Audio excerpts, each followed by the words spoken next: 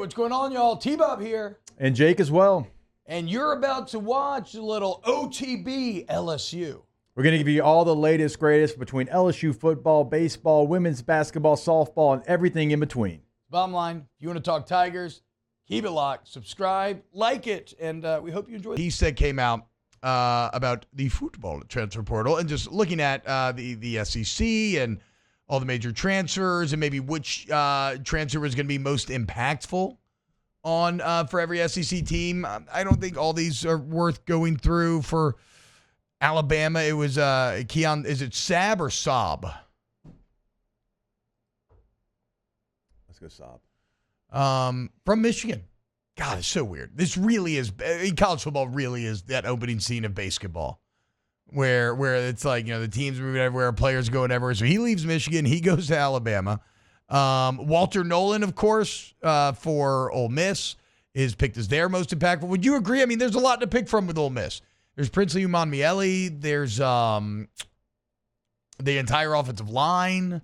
There's Walter. Yeah. Is Walter Nolan actually the most impact? By the way, if Ole Miss has a good O-line, they'll probably make the playoff. Their line still sucks. I don't think they will. But is Walter Nolan, is that the correct choice for the most impactful on that roster?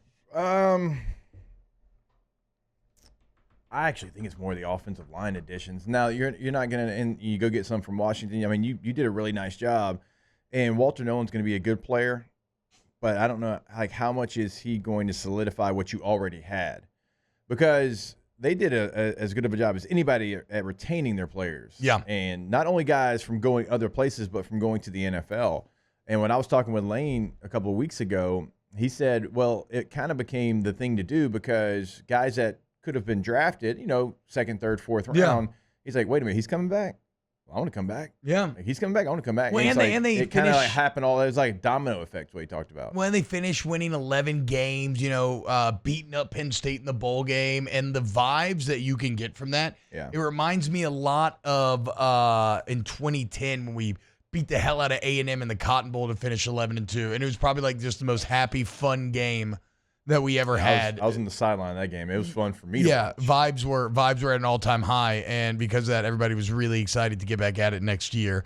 For Texas, they have Isaiah Bond, which, that makes a ton of sense. That was going to be... It's a huge loss. That was going to be Alabama's biggest weapon. Yeah, that sucks. Alabama's weapons. That's the question on Alabama.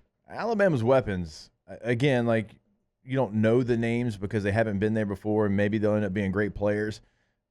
But for them, and Georgia a little bit too, kind of falls into this conversation, I don't know that they have somebody right now. And Alabama always has somebody that kind of makes you nervous even in the offseason, a receiver, a back, somebody. Like, I don't know that they have that. Well, I think their backs are pretty good. Like, Bernard was good at Washington, but he was the fourth receiver. But then what do they got? They got Jace, is it Jace Justice McClellan? Haynes is like, Justice Haynes and Chase McClellan? No, he's gone? Like, yeah, they have Jam Miller. Justice Haynes and Jam Miller. I think they're going to be fine. But yeah, wide receivers, they don't have much. Sneaky name to watch out here from A&M. It's not going to bother LSU because you have Will Campbell and Emory Jones, but Nick Scorton from Purdue is a dog that A&M got. 10 sacks in 11 games last year. He graded out incredibly well in terms of just being one of the top edge defenders in the entire country. He was a top edge player in the portal.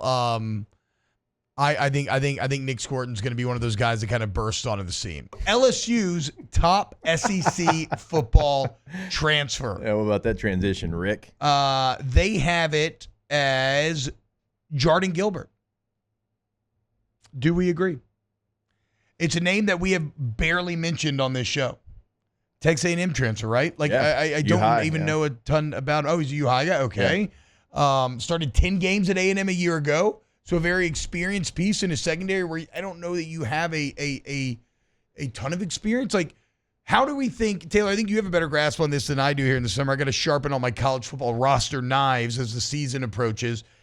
What do we think the starting secondary is going to look like? I think Jardin Gilbert's in there. He was in there during the spring. People like him. Now, Deshaun McBride's coming. So is Jardin Gilbert going to be your free safety, and then Sage Ryan, that star kind of linebacker safety hybrid? And then, the star Star's Major Burns. Yeah. Sorry. Star's Major Burns. The two deep safeties were Sage Ryan and Jardin Gilbert during the during the thing. And then on the outside, I mean, Ashton Stamps is one. And then if he can put on weight, they like P.J. Woodland. Yeah, they do love P.J. Woodland. Zay Alexander's got to factor in somewhere as well once he's healthy, come back from right? Injury, but yeah. Okay, so, yeah, I mean, I don't. What other transfer would it be a bigger deal? I mean, you didn't land any of the big D-line fish. Otherwise, they could have been in line. But again, coming in, one of the advantages that Gilbert had is that he had spring ball.